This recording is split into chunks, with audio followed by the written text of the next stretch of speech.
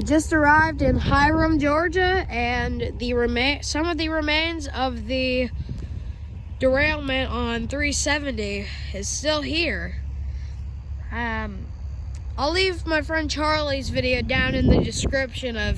He described it more than I did, but like on how it happened. But yeah, so this is the derailment. They're missing all their trucks.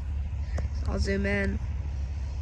Can't really see from here, but they're missing all of their trucks. So those cars right there, they did have tracks on them, but I think they removed them, and I think those are it right there. So pretty cool to see, but scary. I think, if I'm not mistaken, that ES44 AC right there was on its side when the derailment happened. Okay, here's a better angle of all of them.